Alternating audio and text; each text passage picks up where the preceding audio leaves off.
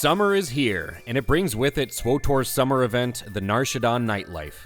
This nightlife event sees the unwashed masses flooding into the Star Cluster and Club Vertica casinos on Nar Shaddaa to blow their hard-earned credits at the slots. But not for nothing. Players who flock to the slot machines can earn or win 3 different armor sets and 3 individual, very unique headpieces. So, of course, all those shiny armor pieces warrant their own fashion alert. Before we dive in on these armor sets and pieces, hit that thumbs up if you appreciate these fashion alerts, and subscribe to Backseat Gamers to stay up on SWTOR. Now, the Nar Shaddaa Nightlife event is actually one of my favorite events. Not because it's revolutionary gameplay, or because I like brain-dead spam clicking a virtual gambling machine for hours on end, but when I first started playing SWTOR, I think it was May. So mere weeks after I had started and finally had some footing in the game and was starting to understand what's going on, the nightlife event for that year began. And boy did I think I was so cool when I was riding around on a Rancor a month or 2 after I started playing. So the nightlife event, the flashing lights, the jackpot explosions, the KOTOR music, it all just holds a lot of nostalgia for me.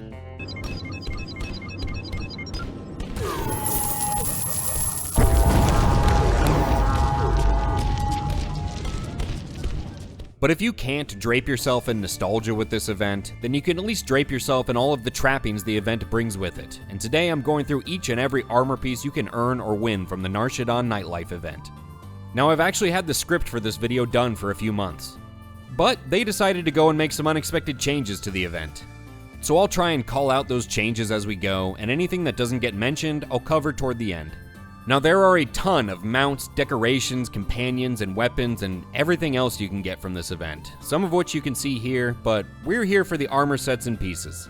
So the whole crux of this event is to either win items off of the slot machines by hitting the jackpot, or to turn in the golden certificate currency you can win from any of the 3 types of slot machines to these vendors for rewards. But first, let's do what any good casino would do and show you what you can win before telling you what it'll cost. Working our way from worst to first, in my opinion, the Nightlife Socialite set is a slightly altered, differently colored look-alike of the Corellian Counselor and Euphoric Corellian sets. There's not a ton I like about this set, but I do like the sheen on the toga here. This 6-piece set will cost you 2 to 5 golden certificates per piece, coming in at 18 certs in total, and the pieces bind to your legacy. Next up, we have the Kingpin set, a 7-piece set that I think is kind of an upgrade on some existing sets. The hat and boots are decent and fairly unique, especially with these golden portions, befitting the nightlife event. Also, the pants are underrated and pretty versatile in my opinion. The whole set will cost you 23 golden certificates, with each piece ranging from 2 to 5 certs. And it also binds to your legacy. Then we have the newer High Roller set. Now, this is purchasable as individual pieces from the rewards vendor, but you can also win the entire set in a crate from the Emperor's Grace slot machine, which you can actually sell in the GTN or trade to other players.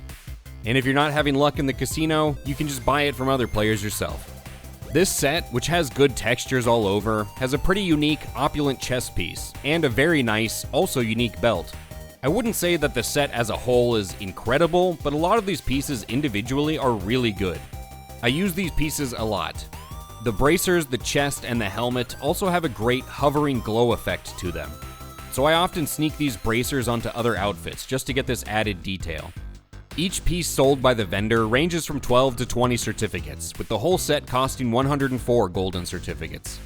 Also, it binds to your legacy, but like all of the armor pieces featured today, it does not appear in collections for you to unlock on all of your other characters. Okay, now we're getting into the real high-end, rarer pieces with the High Roller shades. And just take a look at them. I shouldn't have to sell you on these. They're gold, they've got rainbow lenses, and there's a credit symbol right in the middle. If you don't have a character that could wear these, then you're probably not playing the game right. But in all seriousness, the rainbow glow on these is super unique, and it even changes up a bit once your weapon's drawn. And this effect plays in cutscenes now, I believe. You used to lose the lenses entirely in cutscenes. To get these shades, you'll need luck on your side, as these are a rare jackpot prize from the Emperor's Grace machine. But not as rare as they used to be. I mean, I got 5 while I was just recording footage for this video. Also, they do bind to your legacy, so winning them just once might be enough. Saving the best, or at least the shiniest for last, well, actually second to last, we arrive at the High Stakes Squadron Helmet. This pilot's helmet also has the same rainbow effect on the visor, parts of it have a very nice native gold coloring, and I love this checkered portion. If you can look past the natural flair of this piece, I think it comes the closest to the shape and style of the Rebel pilot helmets from the original trilogy. And if you really don't like the glitz on top, you can dye out the gold and black portions of the helmet, but the visor is always going to stand out. Previously, I've used this helmet in this Lucky Squadron pilot outfit, which you can see here. This is also a rare jackpot prize from the Emperor's Grace machines, and it also binds to your legacy. But that's not it, because this year's Nightlife event is bringing us another rare armor piece, the Supernova Helmet. And this one is kinda lame, not gonna lie. I don't really care for it. These Sandy Cheeks Buzz Lightyear bubble helmets just don't look good. In the previews, the lower part of the helmet blocks my character's face, and the whole thing just kinda sits on your shoulders. It's a fun piece to throw on from time to time, I guess. It's just not on the same level as the last two high-end rewards they came up with. Alright, so now that you know what's out there, let's talk about how to score these jackpots. And unlike the casino, I'll warn you right now that getting all of these, or even just the best items, will either take a lot of credits or a lot of patience. Or maybe just luck. But usually, you'll need all three. So each casino will have three types of slot machines: the Smuggler's Luck machine, the Kingpin's Bounty machine, and the Emperor's Grace machine, listed just now in ascending order of their cost and the value of their prizes. And each machine has a corresponding casino chip you need to play that machine. You can buy these from vendors in the casino, earn them from doing missions around the casino and the rest of the galaxy, or loot them from mobs while the event is active. The Smuggler's Luck chips are pretty cheap, but the other two can become expensive very quickly. Especially once you figure out how many spins you'll actually have to make to win all of the prizes. One Emperor's Grace chip is 7.5 million credits. So you can see how quickly that could get out of hand, knowing you'll need about 200 tokens for a real shot at getting the armor pieces. In terms of payouts, the Smuggler's Luck machine can reward you your chip back, a Kingpin chip, or a jackpot prize of 1 golden certificate. Or, you have a very small chance of breaking the machine and earning an achievement. And you can also just lose. Yippee. The Kingpin's Bounty machine can award you back your chip, a golden certificate, a cartel market certificate, an Emperor's Grace chip, or you can just lose. You can also win a Rhodian mercenary companion and a mount from this machine. The Emperor's Grace machine offers the best prizes you saw earlier in this video.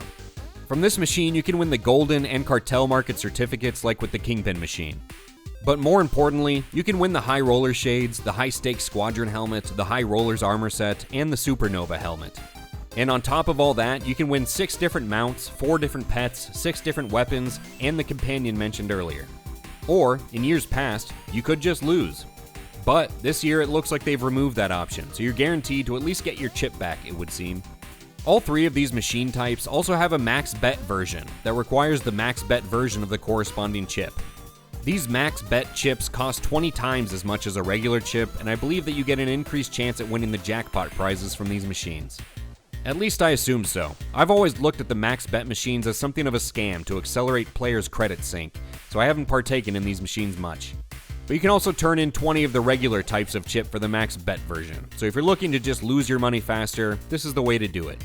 You can find these machines in the VIP lounge on either fleet. Now, important to the grind here, there are 2 buffs that you can get. The first is the Feeling Lucky buff, which you can get from the Smuggler's Luck machine. And the second is the Good Karma buff from the Kingpin's Bounty machine. Both increase your chances of winning a jackpot on any machine, and the 2 buffs stack. You used to want to get the Good Karma buff first because it lasted for 10 minutes, as opposed to the Feeling Lucky buff, which only lasted 2 minutes. But now both buffs last for 10 minutes, so there's no real need to game plan which one you get first. Once you've got both of them, run over to the Emperor's Grace machine, and the stacked buffs really increase your chances of jackpot wins. These buffs are very valuable when you factor in the cost or the rarity of these Emperor's Grace chips, to the point that I won't even hit that machine without these 2 buffs. Backtracking a bit, the golden certificates are this event's currency that you can turn into the rewards vendors in the casino for items. If you play this event a lot, you'll end up with more of these than you'll know what to do with, so don't sweat getting these as much as the other jackpot prizes. Now I actually have some tips for this event, having spent hours and hundreds of millions of credits on the Nightlife event over the years. Rather than just clicking slots endlessly, hoping to get the surprisingly rare Emperor token drop, last year I found a lot more success just killing enemies in the open world, which has a much higher drop rate. I would just do a 30-minute or hour-long circuit around the slave camps portion of the unfinished Colossus area of Dromund Kaas, killing all of these weak enemies which usually hang around in packs of 5 and die in one hit.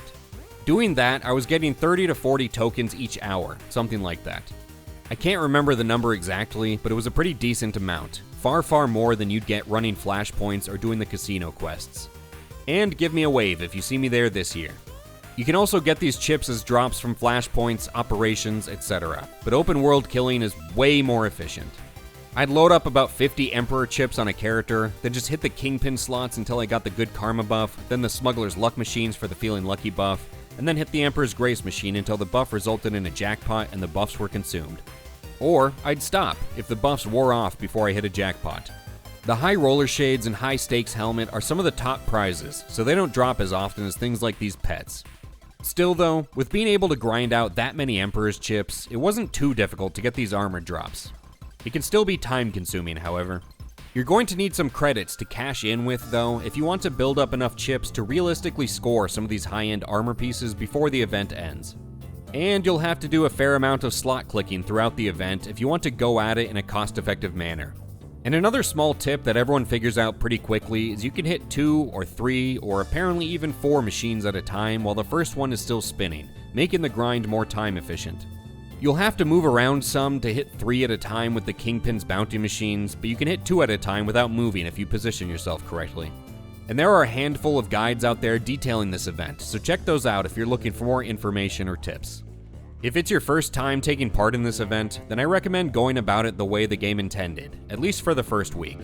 That is, buy a ton of Smuggler's Luck chips, spam those machines, slowly build up Kingpin chips, etc., etc. But if you're only out for the best prizes, then I think you're better off using the strategy I mentioned earlier, loading up on Emperor's chips, and just getting enough Smuggler's Luck and Kingpin chips to keep getting the buffs you need from those machines. Now, let's go over the changes made to the Nightlife event this year that I haven't mentioned yet. Chief amongst them, all of the chips you use for this event are now legacy bound, a change that's long been requested.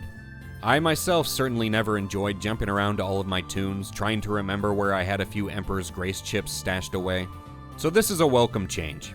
Along with this change, the amount of chips players can hold in their inventory has been increased exponentially. And it looks like you can win your chip back on all machines now. And I believe they said that you can now win chips for the next tier of slot machine on all machines now as well, except for the Emperor's Grace machine, of course, because there's no next tier up for that one. Also, they've increased the cost of the rewards available from the golden certificate vendors. At first glance, while something like the High Roller set went up in cost by 40 certificates, it looks like most things have gone up by 2 to 3 certificates each. But like I said, if you're playing this event quite a bit, you'll have more of these golden certificates than you know what to do with. And there are 6 new achievements for the event. 3 of the new achievements are rewarded for spinning each of the main 3 types of slot machines 1,000 times. And there's an achievement for winning the Supernova Helmet from the Emperor's Grace machines. And lastly, there are 2 new achievements for blowing up the Max Bet Smuggler's Luck and Kingpin's Bounty machines multiple times. Making these achievements require use of the Max Bet machines, along with how rare blowing up a machine is to begin with. I see this as nothing more than them just trying to accelerate the credit sync yet again. Finally, with a new year of the Nar Shaddaa Nightlife, we have some new rewards too. There's only one armor piece among them, the Supernova Helmet we addressed earlier. But they've also added new mounts and pets. The Max Bet Smuggler's Luck and Max Bet Kingpin's Bounty machines can now each drop a new mount and pet, shown here respectively. And the Emperor's Grace and Max Bet Emperor's Grace machines also have a new mount and pet, shown here. Lastly, the golden certificate vendors in the casinos have a new mount and pet as well. Among all these new rewards, I kinda like the Sith Spawn pet and the Vine Cat mount, but I also feel like they're just trying to squeeze more credits out of players by making them play the Max Bet machines, so overall I'm ambivalent toward going after these new rewards. There are also 2 newer dies that were added to the rewards vendors in last year's event, the Double Agent die and the Shady Gambler die. The Double Agent is a red and dark blue die, and the Shady Gambler die is yellow and dark purple. Both dyes are pretty decent. They have very bright, colorful primary colors and dark, more subtle secondary colors. And both dyes now cost 8 golden certificates each. Another highly sought after prize is the Gamorrean Bodyguard Companion, available from these vendors for 50 golden certificates. Many of the jackpot prizes from years ago are now available from the vendors in exchange for golden certificates, but you won't find any of the unique prizes from the Emperor's Grace machine in their stock. The reward vendors also sell a few companion customizations, so make sure to check out their stock top to bottom on all 3 vendors. And there are a whole bunch of weapons and mounts and pets and decorations. In short, there are a ton of rewards to earn and win from this event, and for that reason, and given the quality of some of these armor pieces, the Nar Shaddaa Nightlife event is a can't miss. And it runs from this past Tuesday until August 19th, so there's plenty of time to get after it. And that'll do it for this one. What do you think about this event's offerings?